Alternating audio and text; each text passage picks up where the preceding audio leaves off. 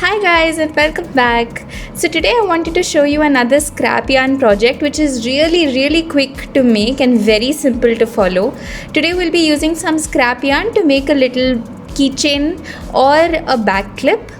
So let's get started. So here are all the supplies that you're going to need for this project. You're just going to need some scrap yarn and absolutely any colors that you want. I would suggest you pick two colors. Then along with that you need a crochet hook. I'm going to be using a 2mm crochet hook because my scrap yarn is Alice Cotton Gold and this hook works perfectly with the yarn.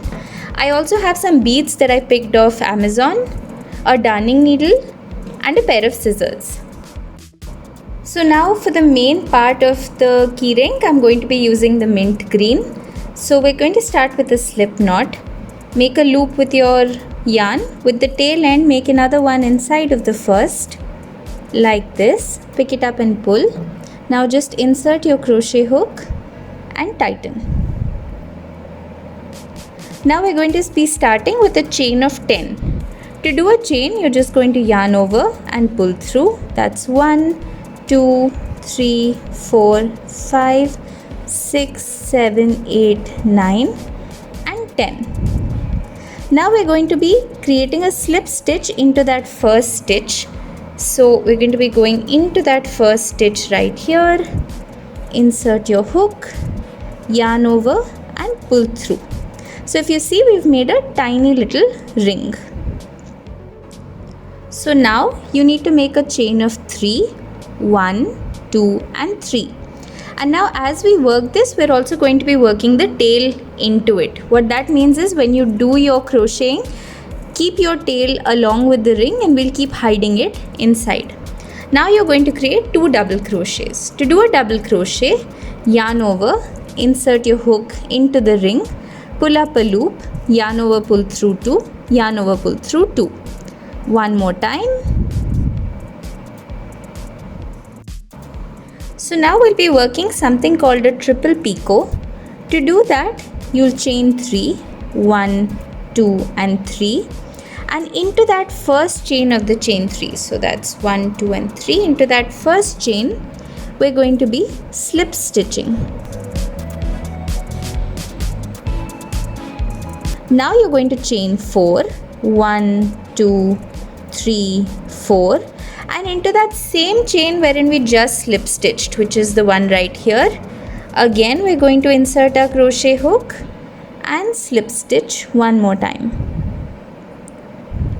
Now for the third, again chain 3, 1, 2, 3, go back into that same space and create a last slip stitch. So if you see, that makes a little clover pattern like this. So you're going to do a chain 3, slip stitch into the first stitch, chain 4, slip stitch into the first stitch of the original chain 3, again chain 3, again slip stitch into that original stitch. And this is what it should look like.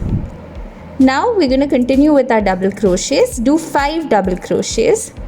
So that's 1, 2, 3, 4 and 5. Now after the chain 5, we're going to do our picot stitch again. So you're going to chain 3, go into that first chain right here and create a slip stitch. Then we're going to chain 4, 1, 2, 3 and 4. Go back into that same chain wherein we had slip stitched before. Do another slip stitch. Again chain 3, 1, 2, 3 and slip stitch into that first chain. Now you're going to repeat your 5 double crochets one more time. Before you do that, just pull your stitches out so they're visible properly. Now do your 5 double crochets. And basically at the end of this, we want there to be 4 picots. So you're going to repeat this pattern 2 more times. Now that I did my 5 double crochets, I'm going to do my picot stitch one more time. Chain 3, go back into that first stitch, place your slip stitch, chain 4, again slip stitch, followed by a chain 3 and another slip stitch. After this, we're going to do our 5 double crochets one more time, followed by our last picot.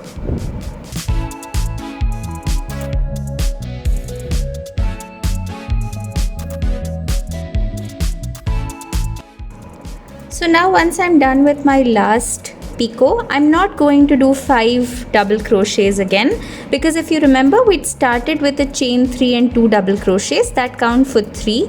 So now we're just going to do 2 more. So that's 1 double crochet into the ring and then a second double crochet into the ring. Now you're going to slip stitch into the third chain of that first chain 3. 1, 2, 3. Right on top over there, we're going to do a slip stitch. And that completes your main motif part. So now let me show you how to create the little tassel. So now what we're going to do is just leave a tail for sewing on, snip the yarn off. We can snip this part off because we've already hidden it on the inside. It won't come out now. And then just take a yarn needle and hide this end in. So now that we're done with our motif, we can start working on our little tassel. So what you can do is, if you have a little box or something of that sort, you can use that, or you can just use your fingers. Basically, the first thing we're going to do is just cut out a length of the yarn and keep this aside. Now we're going to take the rest of the yarn and just start wrapping it around either the box or your fingers, whatever you want. So I'm just going to keep wrapping. You can wrap it as many times as you want. We're just going to be making one tassel, so you don't have to keep count of the number of times you wrap. Now once you're happy with the size of your tassel, you're just going to snip the yarn off. Now you're going to take that little thread that we left behind in the beginning. We're going to put it through all of our stitches, push it right to the top, and then just create a double knot. So knot once and then once again for twice. Now you can just slip this off and you have this right here. Now what I like to do is just go around one more time and give it one more knot once it comes off, because sometimes it can be a little loose once you've pulled it off. So we're going to do our third knot. There you go.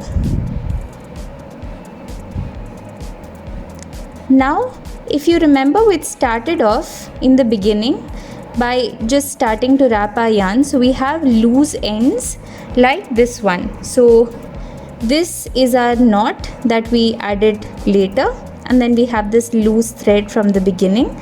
So what we're going to do is just open this up, keep our initial yarn that we used for the knot separate, take this end right here and just go around the top a few times.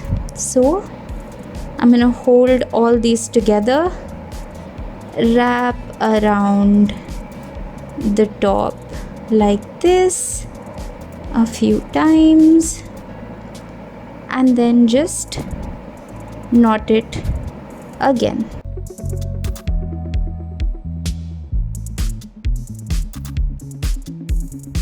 And this is what it looks like. Now you can just take your scissors and cut the bottom. Make sure that you don't have any of the loops left out. Once you're done cutting all of these, then you can give it a little haircut depending on what you want the length to be like. So now once you're done making your tassel, this is what it should look like. Now you can just insert both threads that we used to tie on top onto a darning needle, and now we can attach some beads. So I'm going to go in with 3 beads.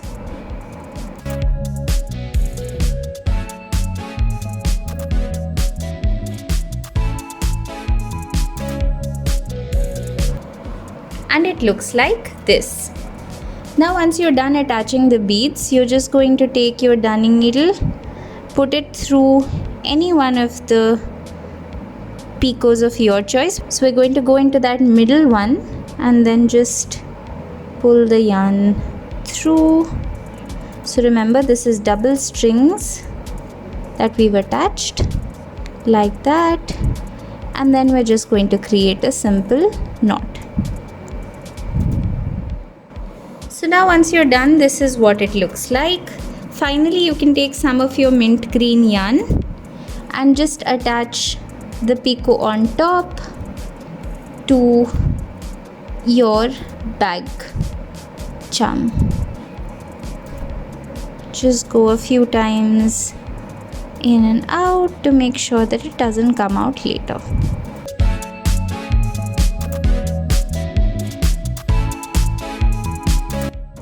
And with this, your little bag charm is ready. It's so simple to make and super quick.